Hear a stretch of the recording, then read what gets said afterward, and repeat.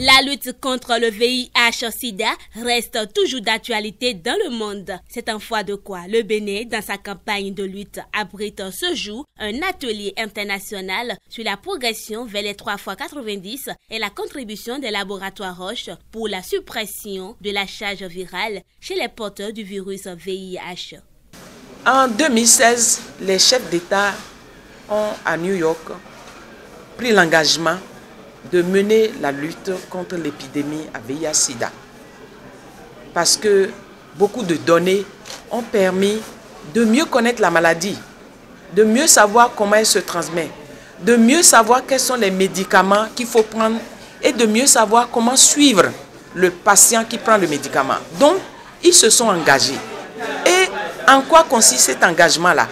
Ils ont dit que s'il y a 10 personnes qui ont le virus, sur les 10, 9 doivent se savoir porteurs. Parmi ceux qui portent le virus maintenant, si on en prend 10, 9 doivent pouvoir prendre les médicaments. Parmi ceux qui prennent les médicaments, si on en prend 10, 9 doivent avoir la charge virale supprimée. La suppression de la charge virale dit, peut-être comprise de la manière suivante. Quand votre charge virale est supprimée, vous n'êtes plus dangereux pour les autres. Le virus n'a pas disparu, mais il n'est plus fort. Il n'a plus la force de détruire l'autre qui pourrait être contaminé. Voilà l'engagement qui a été pris en 2016. Il est donc important de savoir à quel point on en est. Pour savoir qui porte le virus, il faut dépister. Et quand on a dépisté, il faut traiter. Et quand on a traité, il faut maintenant mesurer la charge virale. Alors, chaque pays se bat comme il peut, avec ses ressources, avec les partenaires. Et nous avons eu la chance, lorsque nous avons émis notre souhait de savoir où est-ce que nous en sommes. Nous n'allons pas attendre 2020 pour faire le point. Mais pour ne pas faire ce point tout seul, nous avons invité d'autres pays africains. Nous sommes au total 15 pays de la sous-région et de la France pour partager les expériences. Ceux qui ont bien avancé pourront certainement dire comment ils ont fait pour avancer. Ceux qui sont encore à la traîne pourront bénéficier des expériences de ceux qui sont plus en avant. Donc vous voyez, c'est une mobilisation qui se fait pour que quand même des efforts soient faits pour voir si nous avons atteint les engagements qui ont été pris pour 2020. Les laboratoires Roche, principaux acteurs dans les recherches de la lutte contre le virus du VIH, ne sont pas restés en marge de cet atelier. La société Roche, on est une société pour faire de l'intérêt. Mais dans notre vision, on a ce qu'on appelle la responsabilité sociétale. Et c'est pour cette raison qu'on est là aujourd'hui. On n'est pas venu vendre quoi que ce soit. On a été motivé de penser à ce que on se retrouve ici, plusieurs pays, avec ceux avec qui on travaille et ceux avec qui on ne travaille pas, mais qui sont dans la lutte contre le sida, le VIH. Qu'on se retrouve ici parce qu'on pense que chacun des pays fait quelque chose que l'autre peut apprendre. D'autres pays peuvent apprendre. Donc c'est pour ça qu'on a trouvé que c'était très important de nous réunir ici. C'est ça notre responsabilité qu'on a voulu réaliser, rassembler tout le monde ici présent pour que proactivement on apprenne. Et quand on regarde l'Afrique anglophone, on a des collègues en Afrique du Sud, dans plusieurs pays anglophones, quand on le groupe, on trouve que pour l'objectif qui nous est concerné ici, qu'on veut atteindre en 2020, ces pays anglophones sont au-delà de 50% de leur troisième 90. Mais quand on regarde les francophones, je ne pense pas qu'on a dépassé les 30% du troisième 90. C'est une émulation qu'on doit regarder de près. Et la meilleure façon, on pense de le faire, c'est de ne pas rester chacun dans son pays à faire ce qu'il peut faire. Pourquoi ne pas se retrouver et voir qu'est-ce que l'autre fait de mieux qu'on ne peut pas faire. Et nous aussi, Roche, on vient pour qu'on nous dise qu'est-ce qu'on ne fait pas bien dans cet accompagnement. Donc bombardez-nous de questions. On est là pour, peut-être pas tout répondre à toutes les questions, mais au moins avoir une direction de voir comment on peut se développer et comment on peut vous accompagner.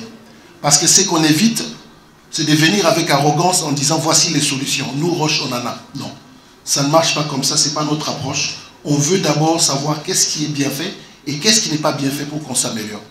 Et c'est une opportunité aussi aujourd'hui à ceux qui travaillent avec nous de pouvoir nous dire qu'est-ce qui est de bon, qu'est-ce qui est de mieux à faire et on devra le faire. Et ceux qui ne travaillent pas avec nous, on veut aussi apprendre de vous. Et on souhaite vraiment qu'à la fin de ces 2 jours, qu'on parte avec des résolutions qui vont nous permettre de nous améliorer pour que quand on se retrouve encore, s'il y a une possibilité, l'année prochaine ou les années à venir, qu'on se dise qu'on s'est amélioré et que Roche aussi a contribué dans cette démarche. L'objectif, les 3 fois 90, que peut-on comprendre? Depuis 2015, année de lancement des objectifs 3 fois 90 de l'ONU-SIDA, différentes stratégies ont été mises en œuvre par nos pays pour être au rendez-vous de 2020. Au nombre de ces stratégies, nous pouvons rappeler d'abord, par rapport au premier 90, l'intensification du dépistage avec des approches différenciées, telles le focus sur les populations clés, la démédicalisation du dépistage du VIH, le dépistage familial, etc. Par rapport au deuxième 90, nous pouvons citer le test and treat, la prise en charge communautaire, l'utilisation des combinaisons fixes et l'introduction du dolutegravir pour une meilleure puissance thérapeutique. Pour ne citer que ces stratégies-là par rapport au deuxième 90. Et enfin, quant au troisième 90, le renforcement en équipement de charge virale, y compris le point of care pour favoriser l'accès à la charge virale, la définition de circuits pour le transport groupé des échantillons vers les plateformes de biologie moléculaire, ainsi que le raccourcissement du délai de rendu des résultats et le plaidoyer ayant abouti à la réduction du coût des réactifs de charge virale et de diagnostic précoce.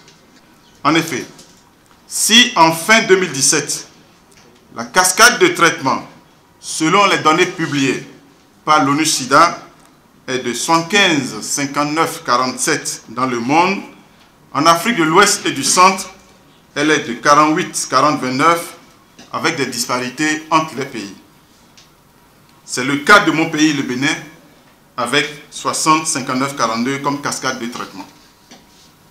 C'est pourquoi je me réjouis d'avance de savoir que cet atelier sera un creuset de partage d'expériences entre pays, de sorte à aider ceux qui sont en retard à s'améliorer afin que nous soyons tous au rendez-vous des 3 fois 90 en 2020.